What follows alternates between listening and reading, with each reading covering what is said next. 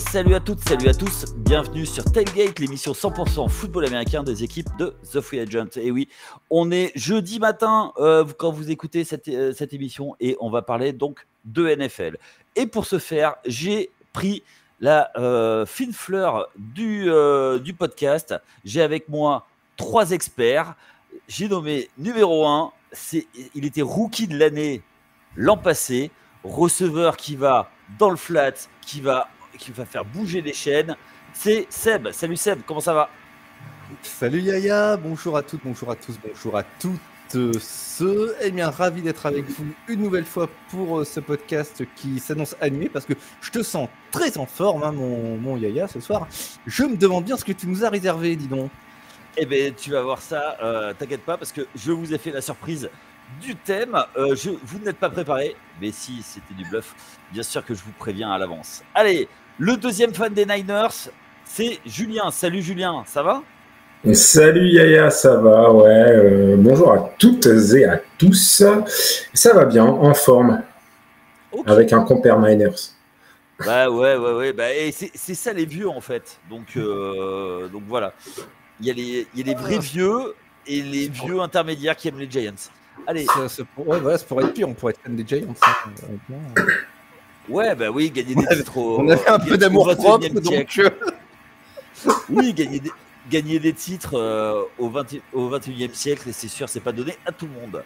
Allez, on passe avec notre petit jeune. Le rookie nous amène les donuts tous les matins. Il nous porte les sacs des maillots. C'est Jean. Salut Jean, comment ça va?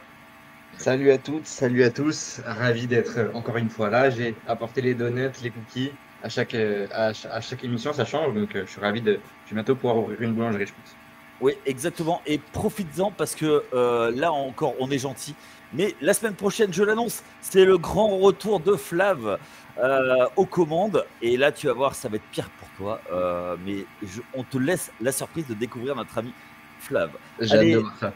Ouais. Le thème de ce soir, c'est les quarterbacks qui ont des extensions de contrat. On va discuter donc de ceux qui ont eu un nouveau contrat, qui ont fait sauter la banque. Et enfin, également, on va voir comment monter une équipe avec des contrats de deuxième, enfin pas de deuxième année, mais des deuxièmes contrats qui peuvent bloquer dans la construction. Et on parlera de tout ça. Mais avant, comment nous suivre? C'est facile. Il y a les réseaux sociaux, Facebook, Instagram, X, TikTok également. Il y a le chef qui fait des lives, mais également des streams sur comment ça s'appelle YouTube et Twitch. Twitch, un lundi sur 2 d'ailleurs, l'émission sur la NBA N1. Ensuite, vous pouvez nous suivre sur les applis de podcast, Apple Podcast, Google Podcast, mais également Spotify, Deezer. N'hésitez pas à nous suivre. Donc, comme ça, vous nous mettez 5 étoiles, vous nous suivez, vous likez et on y va.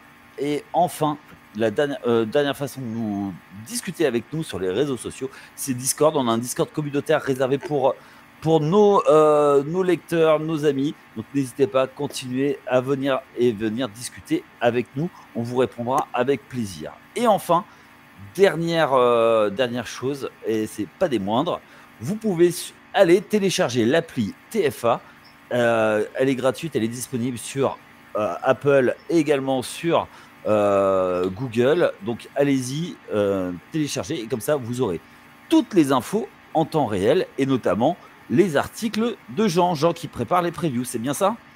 Jean qui a fini les previews aujourd'hui, donc vous allez en avoir jusqu'au 5 août. Et puis après, ça sera le retour ça sera même le retour avant pour les matchs de pré-saison.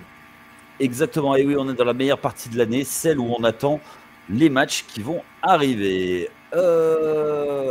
Allez, messieurs, juste une petite annonce. N'hésitez pas à aller écouter l'émission WNBA des équipes de Free Agent tous les mercredis. On a les copains qui font les émissions.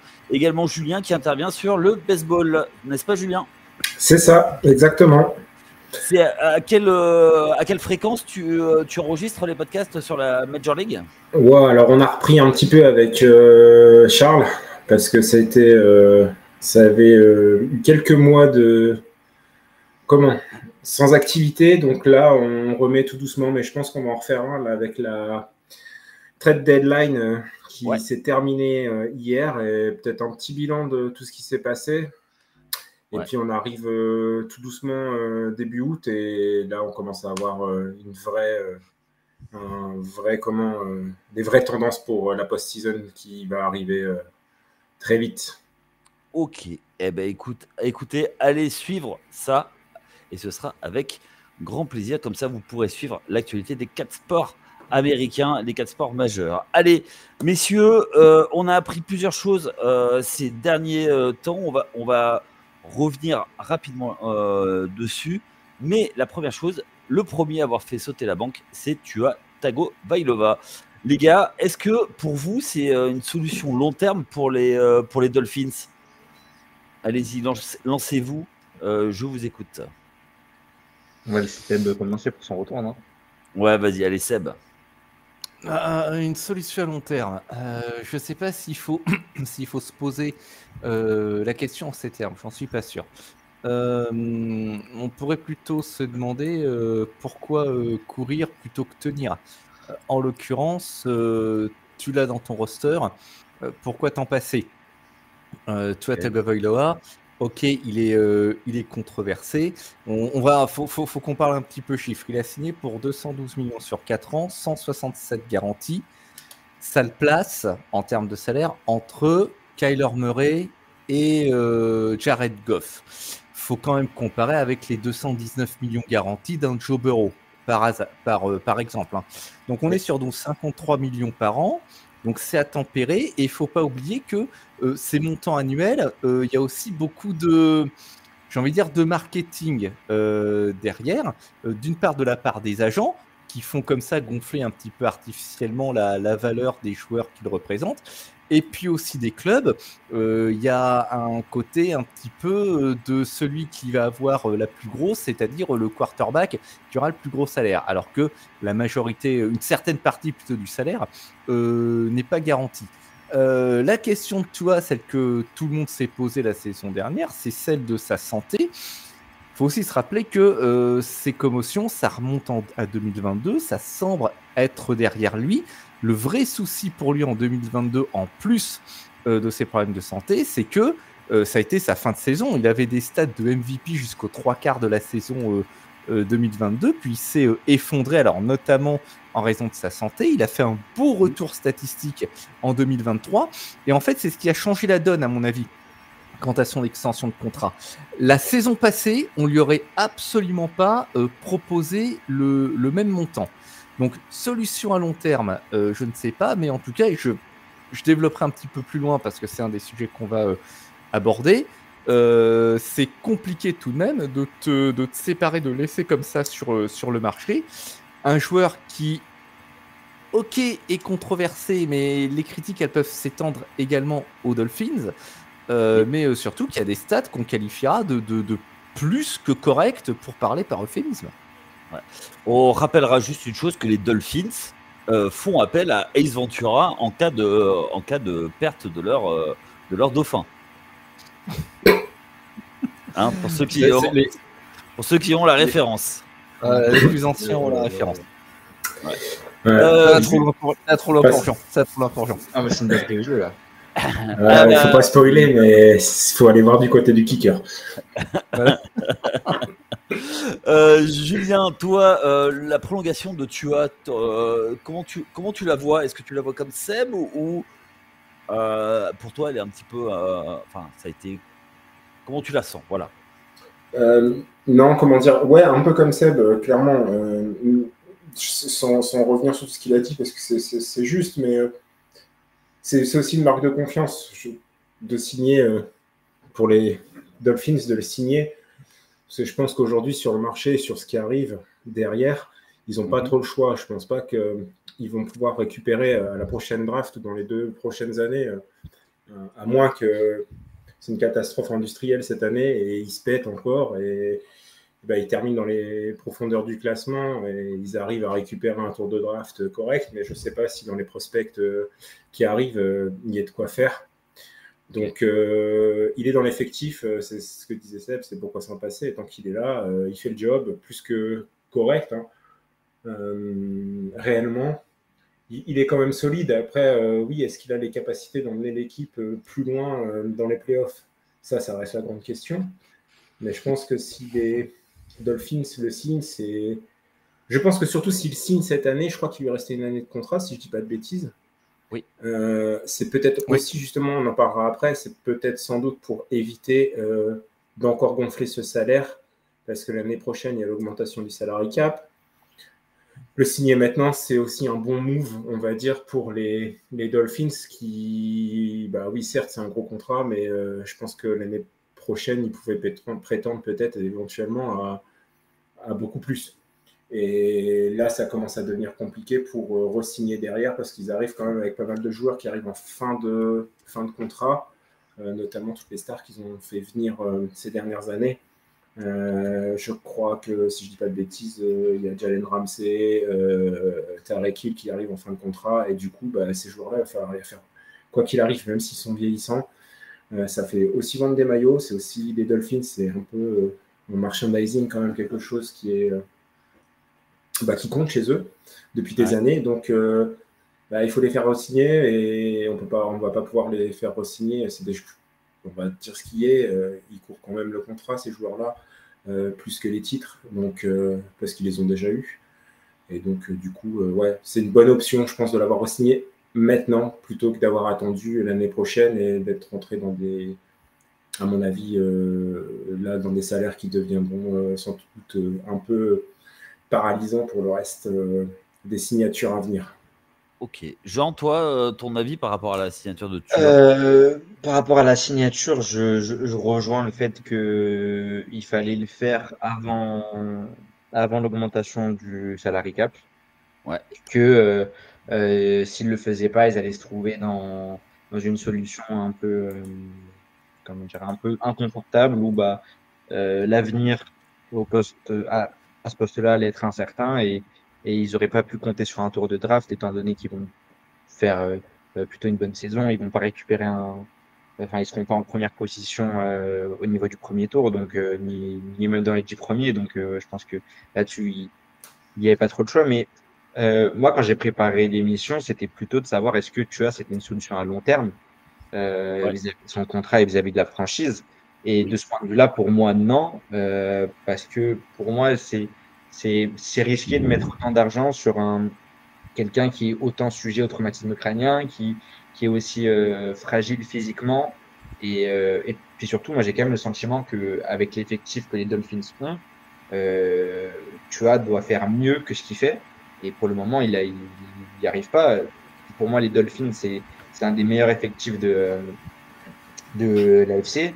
Et pourtant, ils se sont pas imposés depuis qu'il est là comme une des équipes dans le top 3 en termes de bilan. Donc, moi, j'ai aussi le sentiment qu'avec l'effectif dans lequel il doit faire mieux et qu'il n'y arrive pas.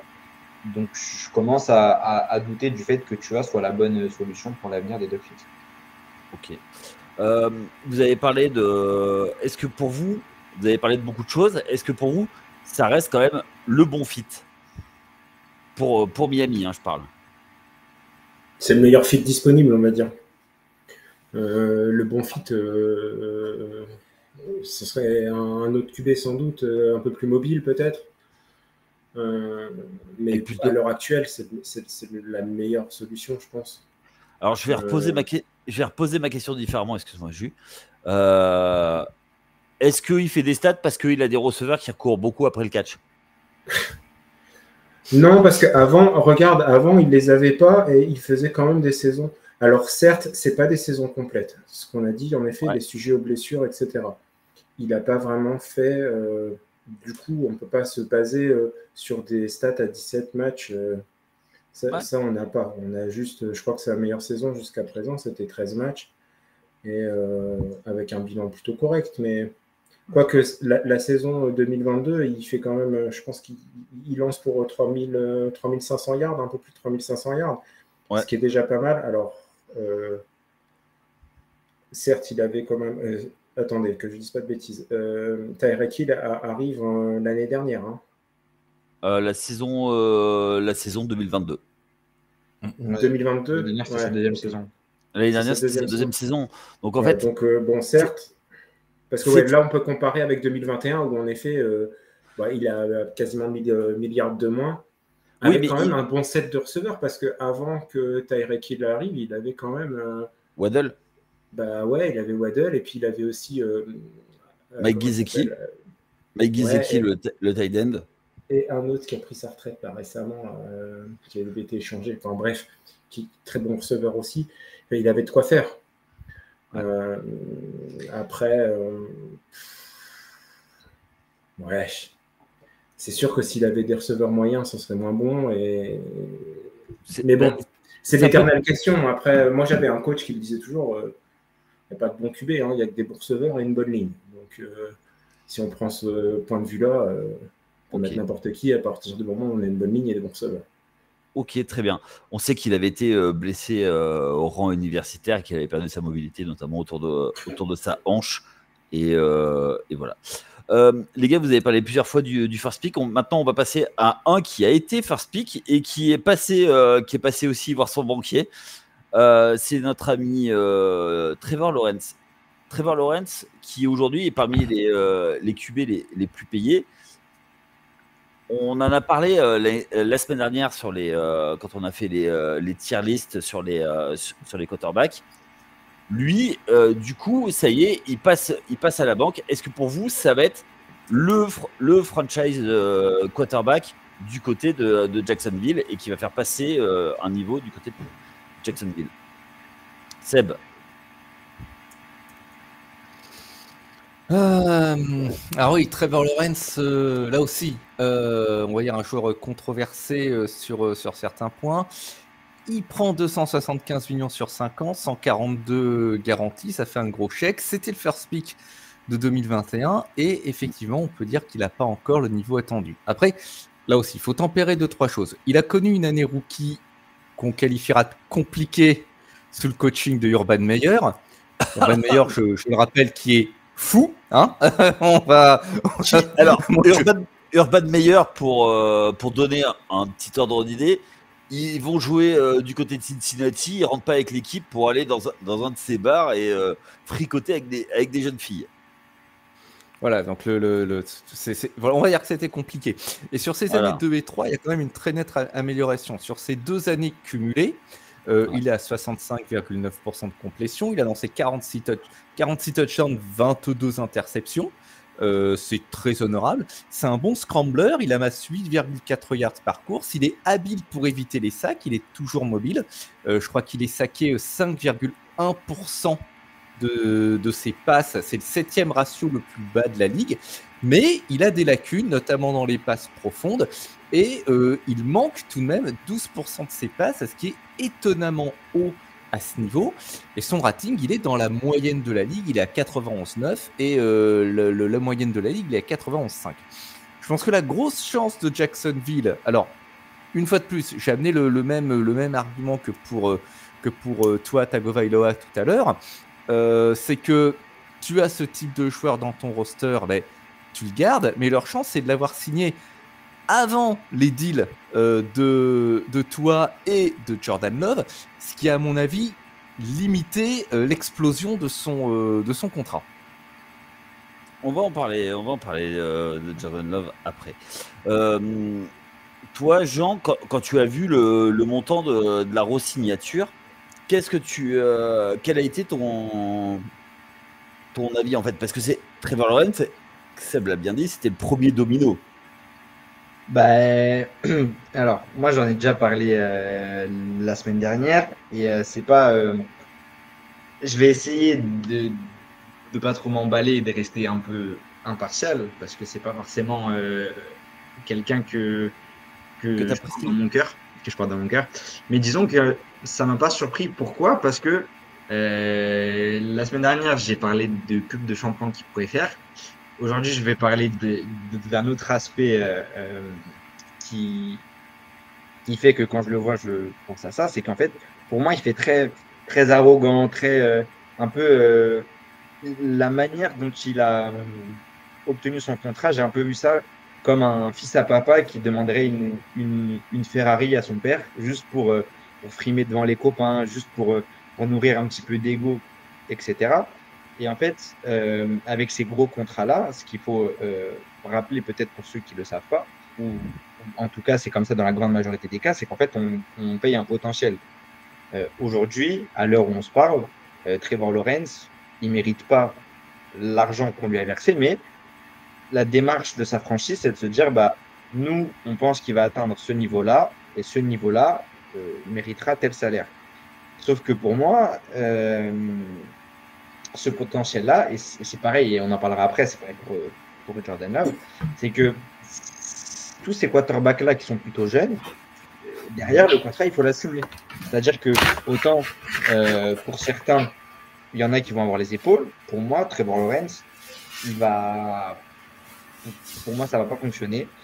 Et il y a trop d'indicateurs qui font que la priorité de Jacksonville, pour moi, elle devrait être de renforcer autour de lui, mais pas mettre autant d'argent sur lui. Après, il peut me faire mentir, mais de ce que j'ai vu de lui pour l'instant, je trouve pas que ça mérite un tel contrat. Je trouve pas que ça mérite un tel contrat, et l'argent qui lui a été versé, pour moi, ça aurait été plus judicieux de le mettre sur d'autres postes pour l'entourer et lui donner plus d'options.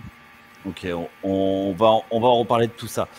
Toi, Julien, le fait aussi qu'il ait ramené Jacksonville en playoff, après effectivement une année rookie très compliquée, on en a parlé, mais derrière, il amène l'équipe en playoff. Bon, cette année, il y a eu un manqué. On a rappelé la semaine dernière que c'est à partir du moment où il a baissé de niveau que l'équipe a baissé de niveau, mais surtout parce qu'il s'est fait une grosse blessure à la cheville.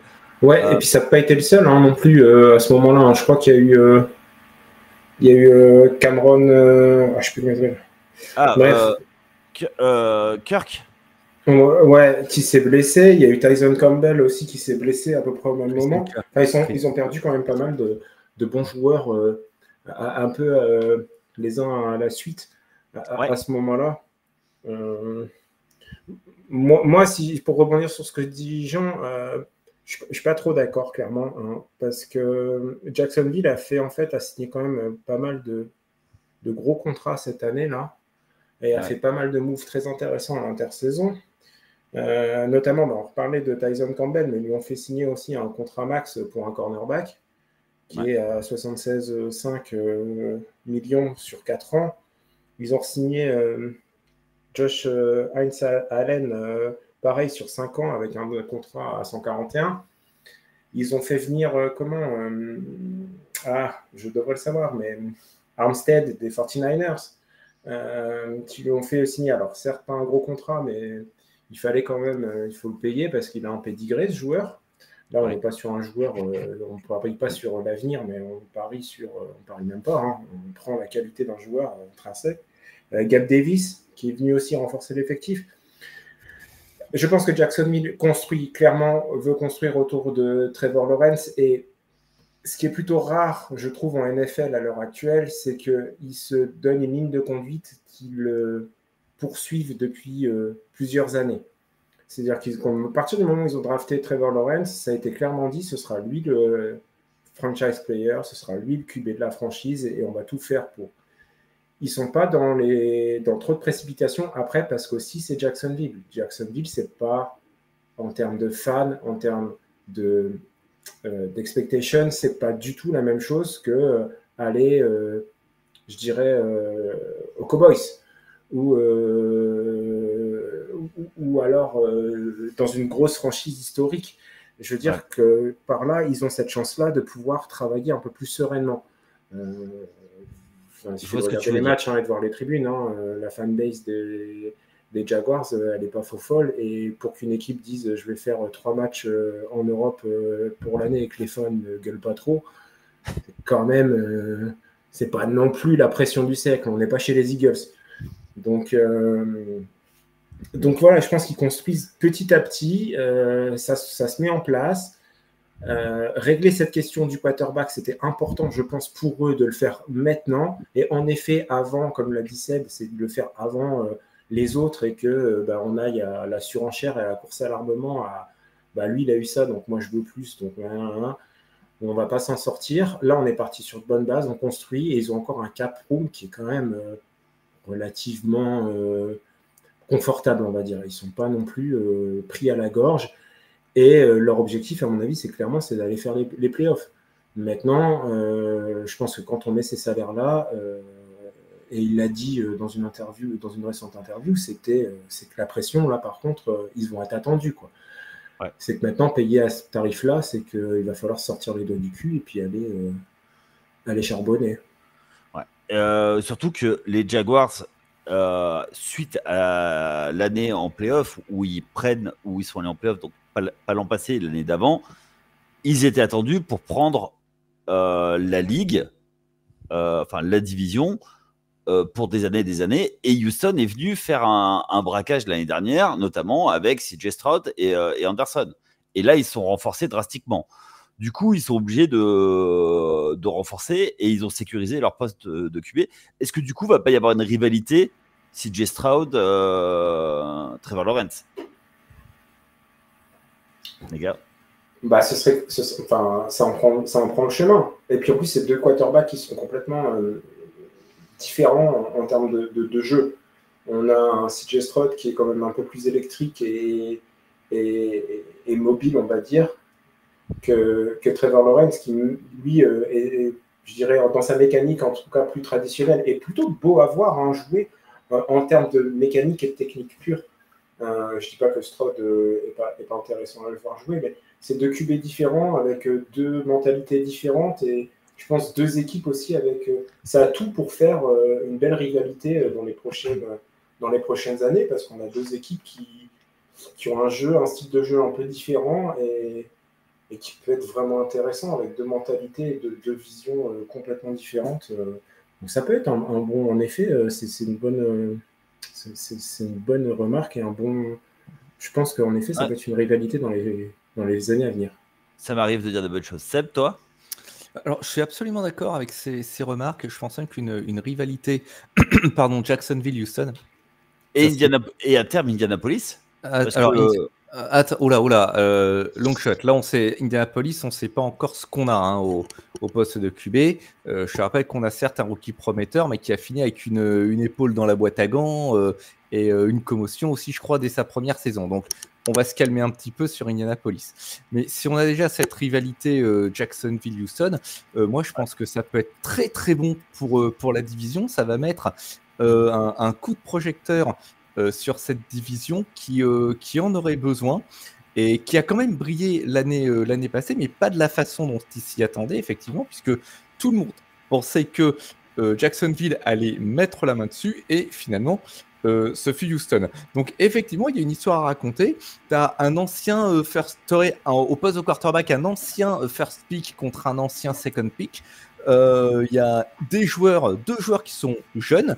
Il y aurait beaucoup de choses à raconter autour de ça. Après, il faut que sportivement ça suive, mais il semble qu'au moins pour la saison prochaine, on s'achemine vers cette rivalité-là pour la tête de cette division. Ok, très bien. Messieurs, on va continuer avec un autre qui a fait un petit caprice, on va dire, un capricounet.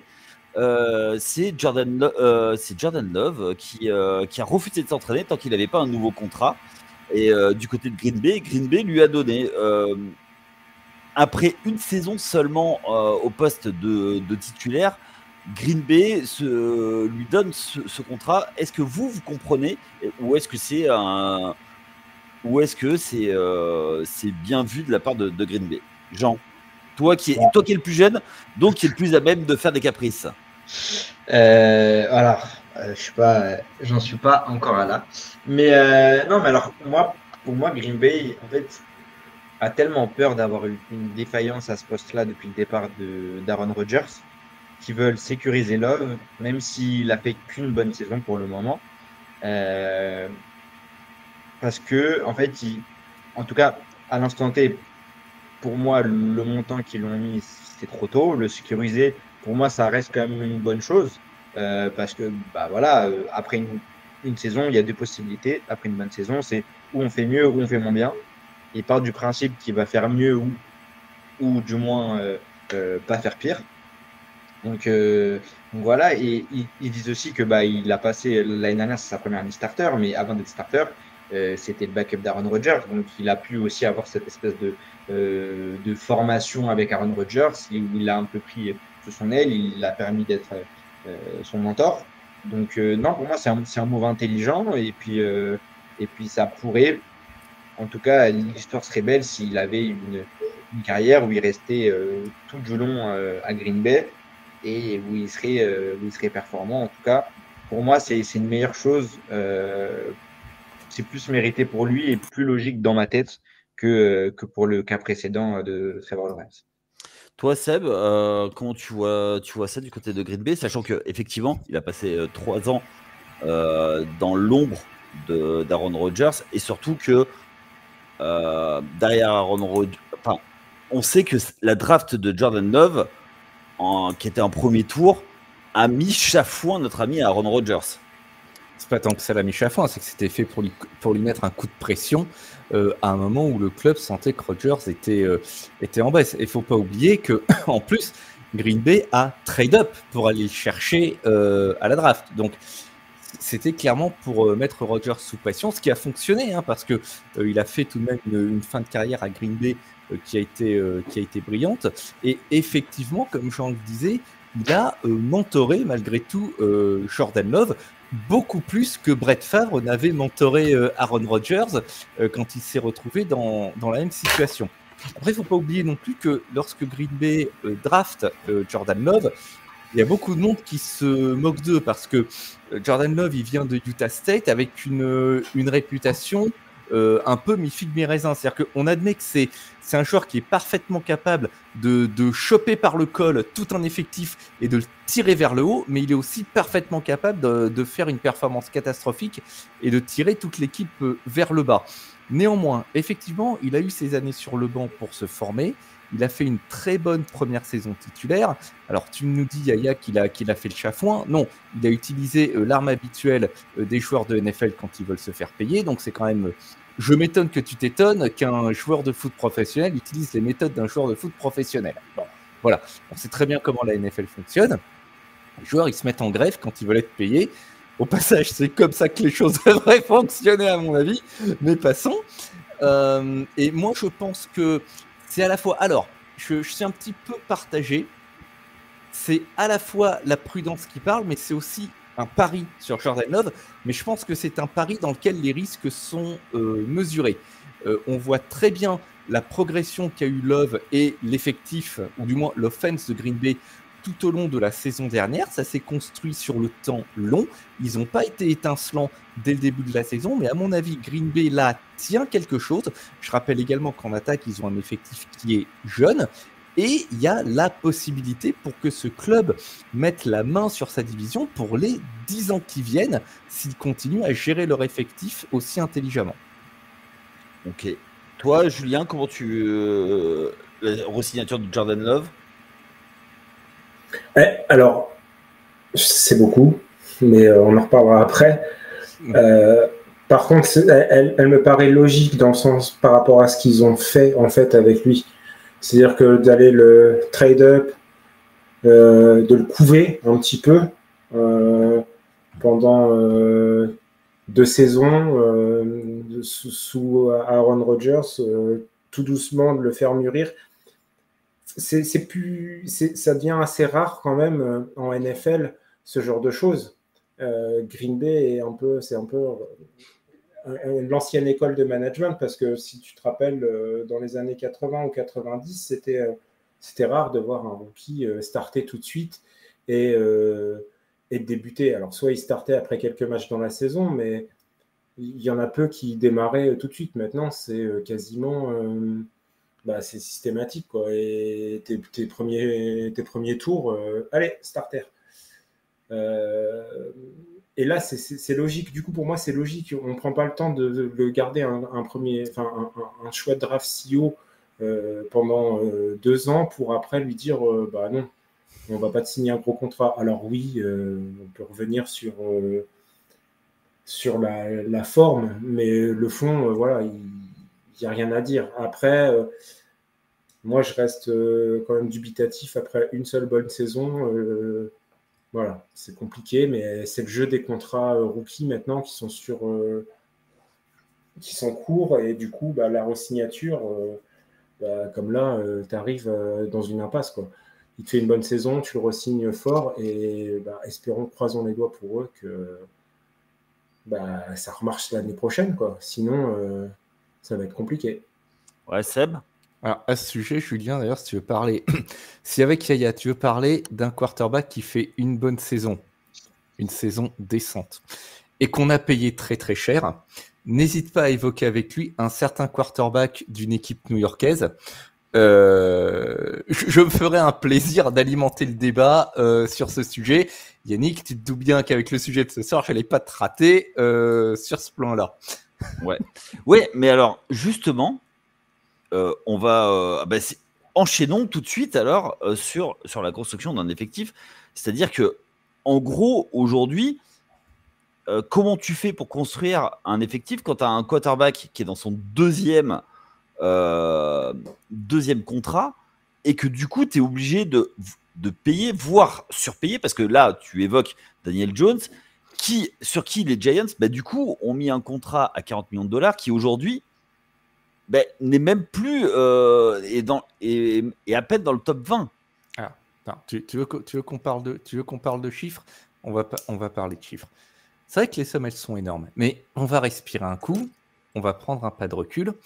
Lorsque Joe Burrow a signé son extension, son montant annuel, ça équivalait à quasiment 25% du salary cap de l'époque. Là, les montants qui ont été signés, ça correspond à 17 ou 18% du montant du salary cap. C'est les soldes, les gars. C'est les soldes. Faut respirer un coup, faut se détendre, parce que ton quarterback, s'il réussit, est-ce que tu vas le créditer seulement de 18% des succès de ton équipe? Est-ce que tu crois que Patrick Mahomes n'est responsable qu'à 18% du succès des Kansas City Chiefs?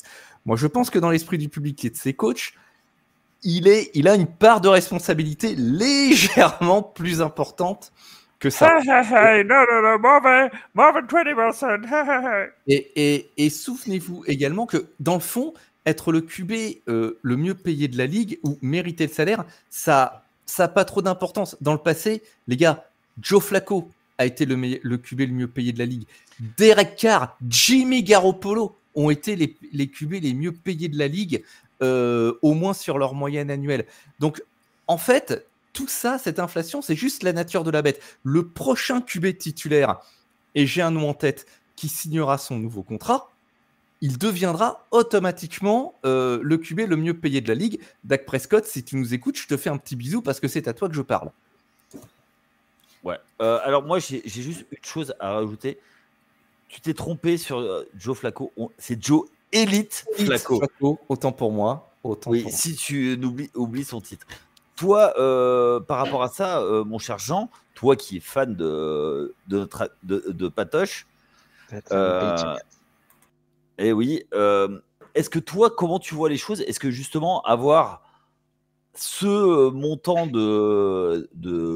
qui n'est pas exagéré par rapport au salary cap, est-ce que toi, c'est pas un gage pour faire gagner ton équipe? Moi, clairement, en fait, là, le contrat, par exemple, de Trevor Lawrence, il est sur 5 ans. Donc, c'est-à-dire que ils l'ont re-signé pour 5 ans, ou du moins son contrat court pour 5 ans de plus. Dans le cas de Patrick Mahomes, par exemple, lui, il a signé un contrat de 10 ans avec un montant qui est mirobolant, mais la moyenne annuelle est en dessous de ses collègues des autres franchises, en fait. Et justement, là où ça devient très intéressant, c'est puisque les franchises ont tant confiance en leur quarterback pour leur donner autant d'argent, et ben alors à ce moment-là, je pense qu'ils devraient prendre exemple sur les Chiefs, qui ont donné un contrat à Patrick Mahomes sur 10 ans, qui certes n'est pas un contrat annuel mirobolant comme je le disais, mais qui offre de la sécurité et pour la franchise et pour le joueur, parce qu'ils savent ce qu'ils ont, et lui, il sait que pour au moins 10 ans, il sera soutenu et il sera dans le roster de son équipe, tout simplement. Ça, c'est le premier avantage. Et le second avantage, c'est que grâce à ça, il permet et c'est lui-même qui le dit, lui, il dit parce qu'on lui a posé la question de savoir est-ce que il trouvait pas qu'il était sous-payé, est-ce qu'il trouvait pas que son contrat était dérisoire par rapport à ce qu'il apportait à sa franchise. Et lui répond tout simplement que, bah, en fait, lui, il préfère avoir moins d'argent par année, avoir un contrat qui est plus long, ça lui offre plus de sécurité, mais au moins, à côté de lui, eh ben, il peut avoir Travis Kelce, il peut avoir Chris Jones, il peut y avoir Trent McDuffie qui pourrait re-signer parce qu'on le voit comme le successeur de L'Jarius Sneed qui est justement parti. Peut-être que Xavier Worthy sera enfin le successeur d'Eric Hill, un successeur que la franchise attend depuis de nombreuses années. Donc, le fait d'avoir un contrat à long terme comme ça, eh ben, ça permet d'être mieux entouré et ça permet de gagner des titres. Et aujourd'hui, Trevor Lawrence, il a un gros salaire, très bien. Jordan Love, pareil. Alors, je ne vais pas comparer les Packers et Jacksonville, mais en tout cas, bah, le gros salaire, c'est bien, mais si ton joueur il est tout seul, bah, ça peut pas marcher. Et un quarterback qui est tout seul, c'est comme un chef d'orchestre. Le chef d'orchestre, s'il n'a pas les musiciens, bah, il ne peut rien faire tout seul. Donc, moi, et d'ailleurs, il me semble que c'était le cas pareil pour Brady, il n'avait pas de contrat mirobolant, mais parce que ça permettait d'avoir autour de lui des joueurs meilleurs. Oui. Il restructurait son contrat Voilà. tous les ans pour donner de la capacité. De la capacité à sa franchise. Donc Ouais. aujourd'hui, alors, je sais pas si ça témoigne d'un manque de confiance entre le quarterback et la franchise, mais en tout cas, donner plus d'années avec une moyenne annuelle moins forte, ça permet de gagner 3 Super Bowls en 5 ans, de battre 2 fois les Niners en 5 ans. Et aujourd'hui, bah, malheureusement, il y a beaucoup il y a beaucoup de, il y a beaucoup de franchises qui aspirent à remporter un Super Bowl, mais finalement, est-ce que dans les contrats, ils s'en donnent les moyens? Bah, j'en suis pas sûr. En tout cas, ce que les Chiefs ont fait, c'est très intéressant et il y aura sûrement d'autres franchises qui vont comprendre ça. Ça sera peut-être un peu trop tard. Bah justement, c'est quelque chose dont on peut discuter. Aujourd'hui, les Niners sont dans une position où ils ont un quarterback qui est en dessous du million à la saison. Du coup, ils peuvent avoir tout un tas de playmakers partout autour. Est-ce que aujourd'hui, quand on trouve son quarterback avec un premier tour ou via la draft, c'est pas plus facile pour construire, et en attendant qu'il ait son deuxième contrat où il se fait payer cette fois-ci? On va passer par Julien, du coup. Bah, en fait, moi, ce qui m'embête, c'est justement ces contrats rookies, en fait, qui sont sur 4 ans, avec les 3 ans garantis. C'est ce qui se passe avec Jordan Love. Par exemple, ce qu'on a vu, là, ce qu'on a parlé tout à l'heure, c'est que tu arrives à la fin de tes 3 ans, tu fais une bonne saison, tu peux réclamer le pactole. Ta 4e saison, 4 saisons en NFL, c'est à la fois beaucoup et très court. C'est beaucoup d'un point de vue perso, on va dire, sur un joueur dans sa carrière, parce que les carrières sont courtes. C'est peut-être pas pour les quarterbacks, mais on ne parle pas de carrières qui font 15-20 ans comme en NBA ou au baseball, par exemple, voire même plus, mais on parle sur des carrières qui sont courtes. Donc, en effet, les joueurs, et ce n'est pas de toute façon un problème qui est lié au quarterback, c'est toutes les positions maintenant, à chaque nouveau contrat, dans chaque nouvelle position, dans chaque position sur le terrain, les nouveaux contrats qui signent, ça va être à chaque fois le plus gros contrat de l'histoire pour cette position-là. Donc, c'est pas lié au quarterback, mais c'est vrai que le quarterback qui attire toute la lumière, et c'est eux qui ont toujours eu les plus gros contrats dans chaque franchise. Donc voilà, après moi, ce qui m'embête, je reviens là-dessus, c'est ce contrat rookie garanti. Et surtout, c'est que si tu regardes aujourd'hui les plus gros contrats, et dans ces plus gros contrats, on a quand même pas mal de joueurs qui sont à moins de 5 ans. Et construire une franchise, c'est pas en 4 ou 5 ans que tu la construis. Il y a des dynasties qui se sont faites. Je vais pas revenir sur l'ère Patriots, par exemple, ou sur celle des des Chiefs qui est là actuel. Mais si tu regardes, du coup, tu as Burrow, Tua, Love, Hurts, Herbert, Lawrence, Murray, tu vois, dans les 10 plus gros contrats. Et c'est une chose c'est l'évolution de ce sport où les jeunes quarterbacks et les jeunes joueurs vont tout de suite chercher à se mettre à l'abri financièrement, chose qu'avant, tu n'avais pas. C'était des contrats qui étaient réservés, ces contrats-là étaient réservés aux quarterbacks affirmés et qui avaient déjà prouvé par le passé. Je veux dire, si on revient 10 ans en arrière, ou même, enfin pas 10 ans en arrière, mais peut-être plus, mais on va revenir sur 20 ou 30 ans en arrière, c'était des contrats que tu donnais à des titulaires depuis au moins 8 saisons, quoi. Ouais. On rigolait tout à l'heure, mais la blague, c'est Drew Bledsoe, par exemple. Ça faisait déjà 8 ans qu'il était dans la ligue avant d'avoir le plus gros contrat. C'était déjà son 3e contrat. Un mec comme Steve Young, il a été dans les plus gros contrats, ou même Brett Favre, mais ils ont eu ces gros contrats qu'à partir de leur 3e contrat. Ils ne l'ont pas eu au bout du 2e, où ils ont fait exploser les salaires. Mais encore une fois, eux, ils n'avaient pas ce problème du rookie cap qui faisait 4 ans, 3 ans garantis avec un salaire limite. Avant, on signait, on leur donnait quelque chose et voilà. Ouais, Seb. Alors, je pense que je suis assez d'accord sur le point du rookie cap. Je pense qu'il y en a un autre qui est quand même à développer, à signaler, c'est que un bon quarterback ou un quarterback All-Pro. Tiens, voilà, on va prendre cet exemple-là. Un quarterback All-Pro, c'est compliqué à trouver. Je vais vous donner un exemple. Dak Prescott, je vais reprendre cet exemple-là parce qu'il est très parlant dans la situation des quarterbacks aujourd'hui. Dak Prescott, il est entré dans la ligue en 2016. Depuis 2016, la NFL a drafté 95 quarterbacks. Sur ces 95, il y en a 65 qui sont apparus dans au moins un match et il y en a 6 qui ont fait au moins une All-Pro team. C'est Prescott, Wentz, Mahomes, Jackson, Allen et Hurts. Et sorti de là, il n'y a personne d'autre. Et c'est la raison pour laquelle, quand tu trouves quelque chose qui a l'air de fonctionner un petit peu, eh ben, tu le gardes. Et c'est ce qui fait que les Giants, ils signent Daniel Jones pour 4 ans et 160 millions de dollars, qu'on propose un contrat 4 ans et 160 millions, dont 2 garanties. Hein. On va garder tous les termes, puisque qu'on propose 150 millions de dollars sur 4 ans à Derek Carr, ou qu'on propose des draft picks pour acquérir un Sam Darnold, ou que, au hasard, la ville de Cleveland hypothèque toute la ville pour un quarterback qui n'a pas joué depuis 1 an et qui a des trouzaines de plaintes pour agression sexuelle aux fesses. La situation est tellement compliquée que les clubs préfèrent tenir que courir. Et le revers de cette médaille, et là aussi, Julien, tu le soulignais parfaitement, c'est que si tu prends en effet les 8 ou 10 QB, les 8 QB, voilà, j'ai trouvé un post de Rich Eisen cet après-midi, qui est quand même pas quelqu'un qui a l'habitude de dire n'importe quoi sur ce terme-là. Les 8 QB les mieux payés de la ligue annuellement, au salaire annuel. Love, Lawrence, Burrow, Tua, Goff, Herbert, Lamar, Hurts. Record combiné en playoff, 16 victoires, 17 défaites. 3 participations au total au Super Bowl, 0 victoire au Super Bowl.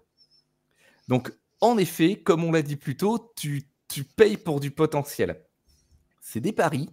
Tous ces contrats, en fait, sont des paris parce qu'une fois de plus, comme tu le signalais, Julien, eh bien, les équipes ne peuvent plus penser à long terme, ou plus exactement, le court moyen terme est devenu le long terme.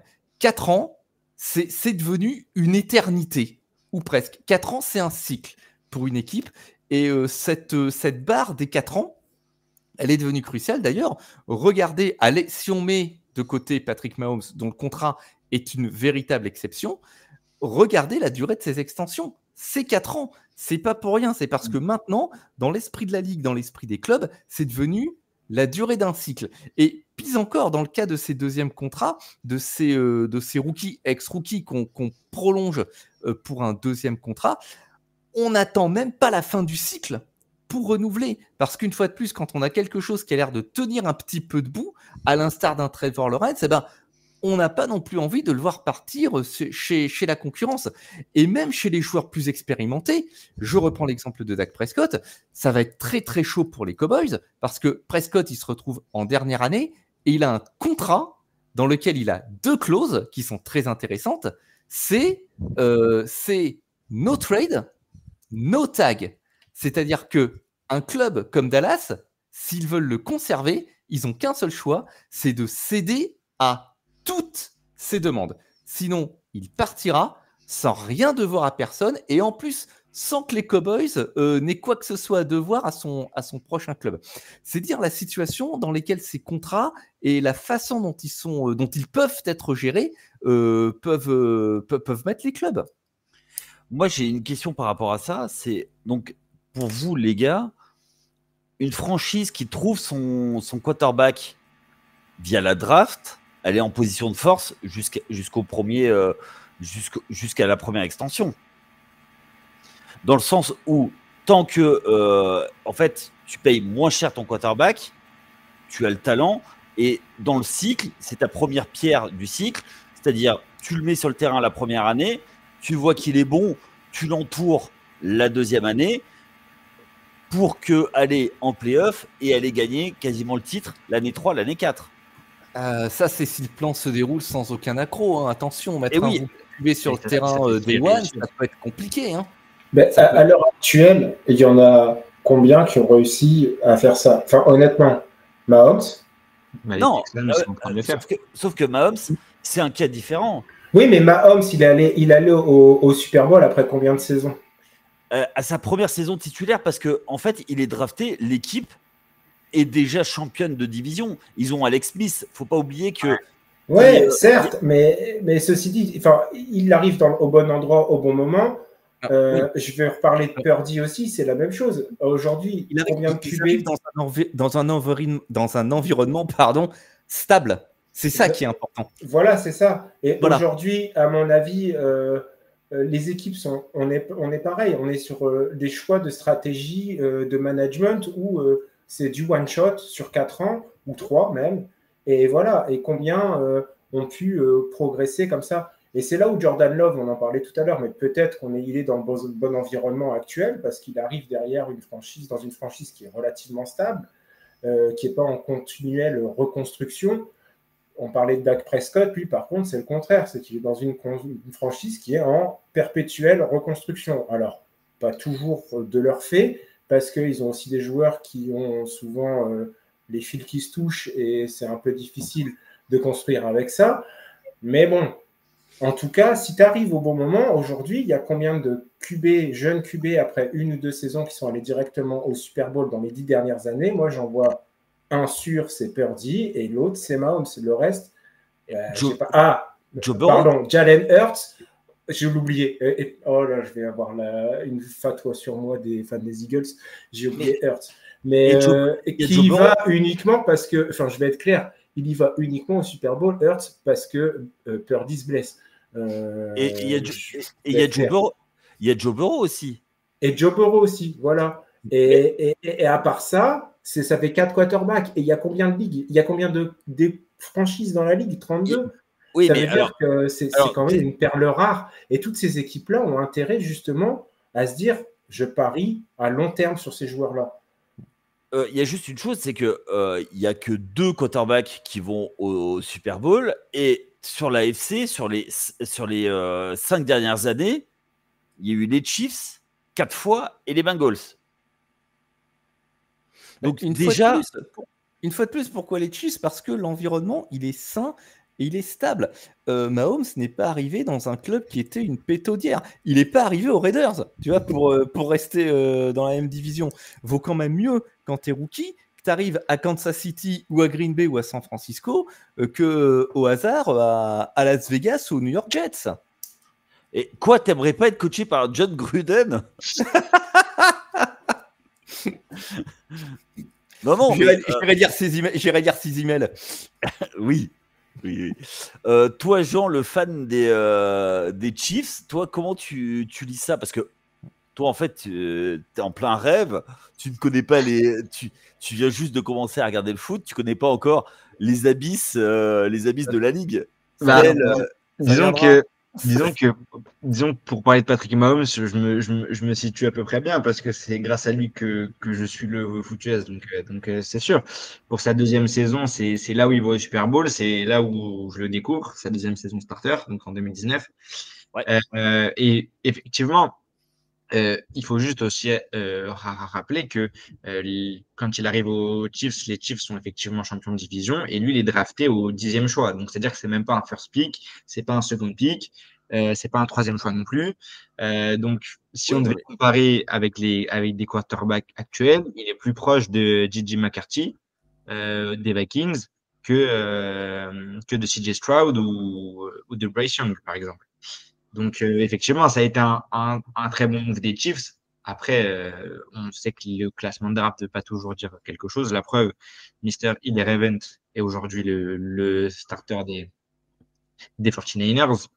C'est Brock Purdy qui a été choisi en dernier quand il a été drafté. Donc, en tout cas, ce qui est important, et c'est ce que les Texans ont fait pour la saison à venir, à voir comment ça va matcher. Mais c'est le jeune quarterback, il faut l'entourer. Parce que c'est bien d'avoir un premier choix, un deuxième choix, etc. Mais derrière, s'il est tout seul, c'est compliqué. Et on l'a bien vu. C.J. Stroud l'année dernière, il est mieux entouré que Bryce Young. Et c'est peut-être aussi pour ça qu'il arrive à arriver en playoff. Il est pas au Super Bowl, certes.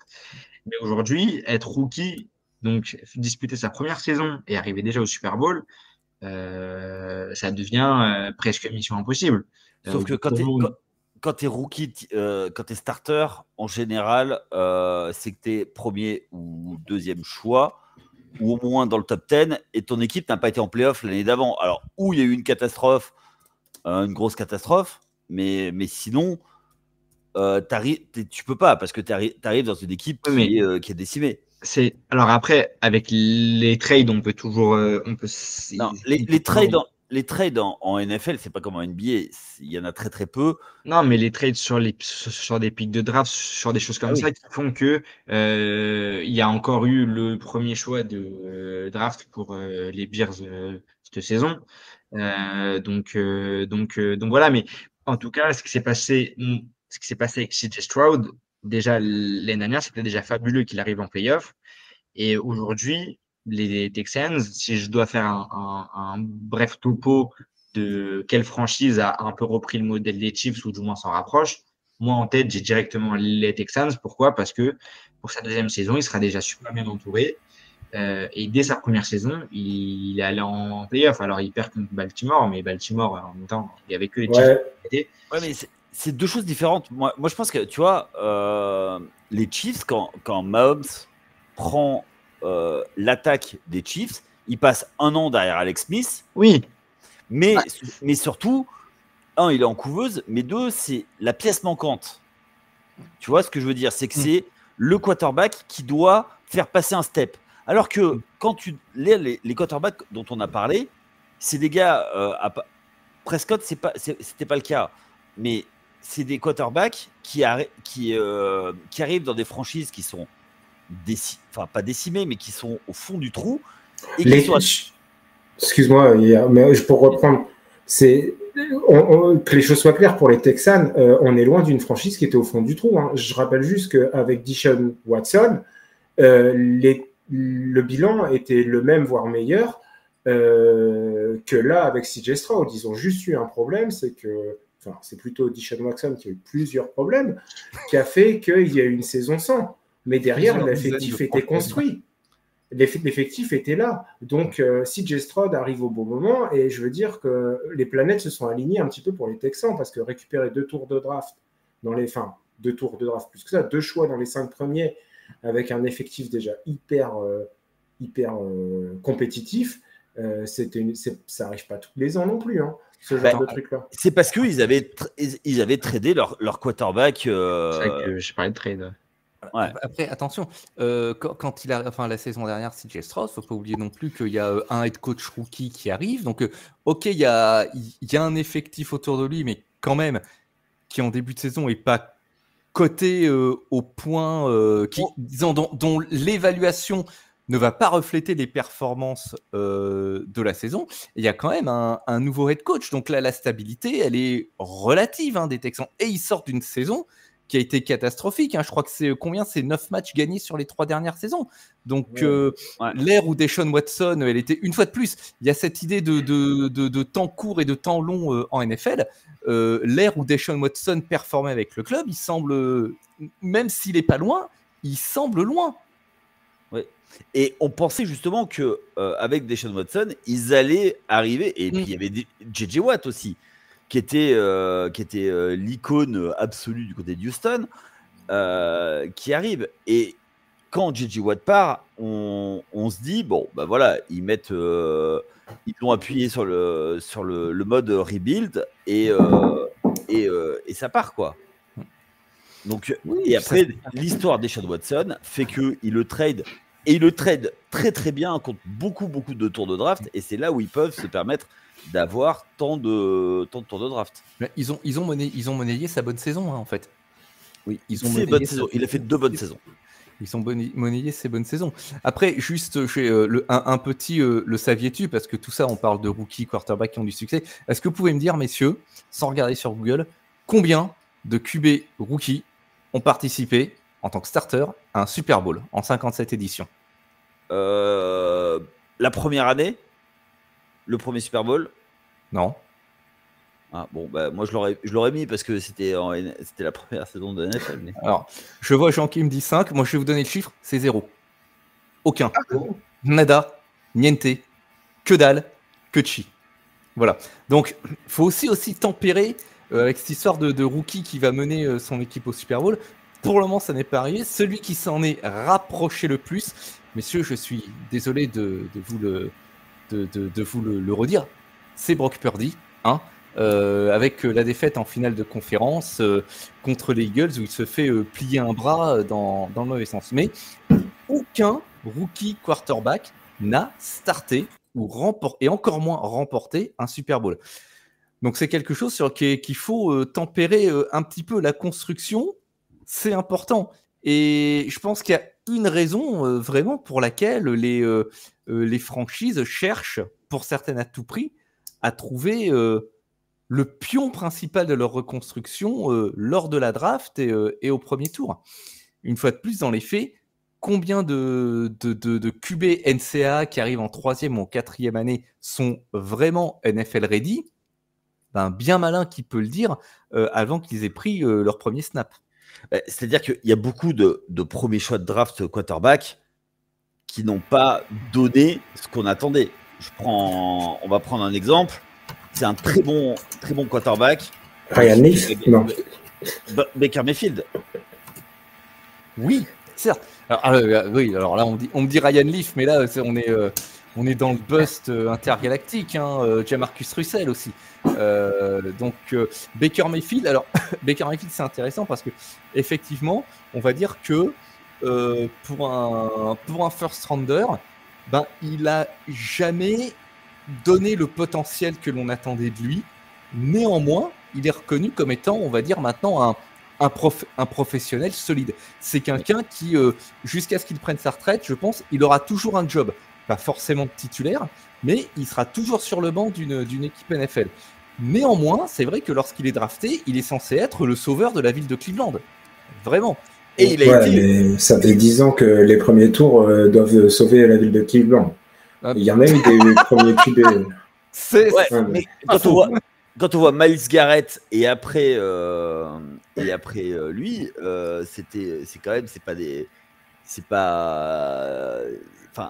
quand il arrive, Baker Mayfield, ils vont en playoff et ils gagnent des matchs pour la première fois depuis 2 ans. Oui, certes. Mais après, voilà. Vas-y. Mais c'est pas le Messi. C'est pas. Non, mais il y a plein de. Après, ce qu'il y a, c'est qu'on a des floppés. Alors, c'est ce qu'on disait tout à l'heure. Ce que disait Seb, c'est que. Alors, oui, il y a 0 qui ont fait le Super Bowl, etc. Et des busts en premier tour de draft, il y en a à l'appel. Juste comme ça, on a cité Russell, Leaf, qui on a eu d'autres là. Oui, Jameis Winston, qui était quand même. Qui sort Iceman.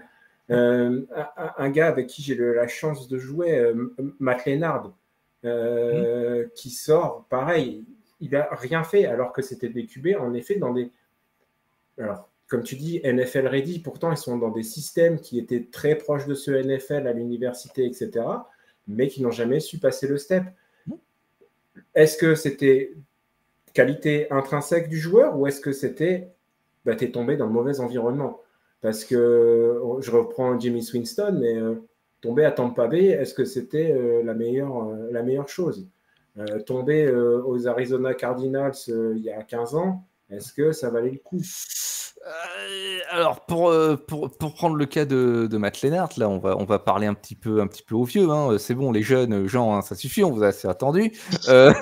Matt Leinart, effectivement, il n'arrive pas dans le club le plus stable de la planète à ce moment-là à Arizona, mais il se fait piquer le boulot. Alors ok, pas par n'importe qui, mais par quelqu'un qui est censé venir prendre sa retraite au soleil, quoi.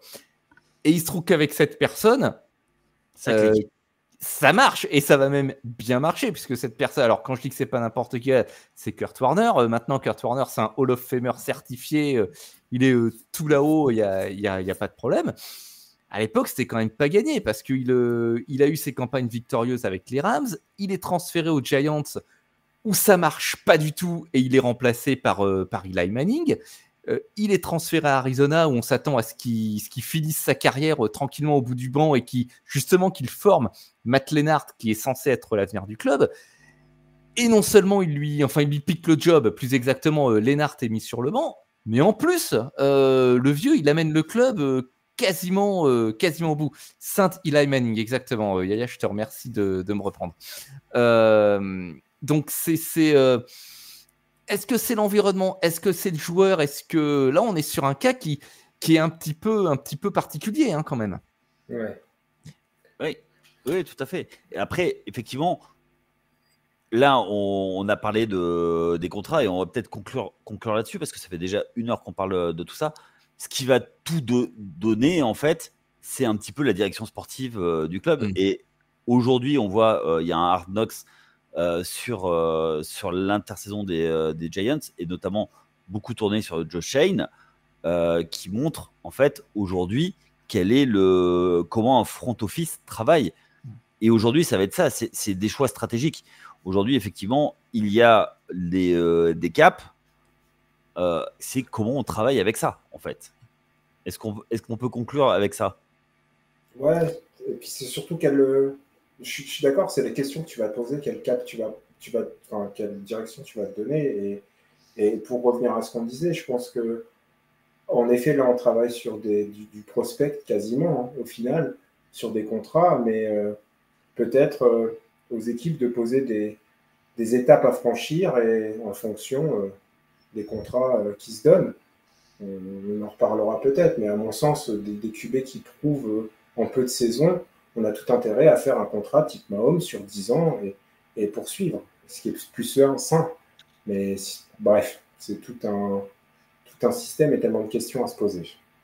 Mais en tout cas, moi je pense sincèrement que tout donner au quarterback, c'est pas une solution pour construire une franchise sur du long terme. Ça peut être entre guillemets un coup de poker comme les Rams quand ils veulent gagner le Super Bowl pile l'année où la finale tombe, enfin pile l'année où le Super Bowl tombe à leur stade. Mais pour construire une franchise, tout donner au quarterback, c'est en fait, tu vas délaisser la ligne, tu vas délaisser les receveurs, tu vas délaisser les safety, les linebackers, tu vas délaisser tout le reste, en fait. Et à un moment donné, pour lutter contre cette augmentation, c'est où il va falloir encore augmenter le salary cap, ou alors les autres joueurs, ils vont se révolter, ils vont dire, bah voilà, moi, je veux pas jouer avec lui, il prend trop d'argent, moi, je mérite aussi telle chose, je te fais 20 sacs ou 10 interceptions par saison. C'est la défense qui gagne des titres. J'ai aussi le droit d'avoir mon pactole, et je pense que malheureusement, il y a beaucoup de franchises qui se trompent là-dessus. Ok. Eh bien, écoute, merci. On notera, Jean, que toi, tu es pour l'augmentation du prix des holders, puisque tu as un physique de holder. C'est sur ces bonnes paroles qu'on va vous laisser. N'hésitez pas à nous laisser des commentaires, venir sur le Discord, discuter avec nous. Vous, comment vous voyez les choses? Ce sera avec grand plaisir qu'on viendra discuter avec vous. Et en tout cas, on va voir si cette saison, ces nouveaux quarterbacks vont mériter leur salaire et vont faire progresser leurs équipes. Sur ce, on vous souhaite une bonne journée si vous écoutez en journée. et également une bonne soirée si vous nous écoutez en soirée. Allez, ciao, bye bye à tous. À bientôt. Ciao, bye. Bonne soirée. Ciao. Bonne journée.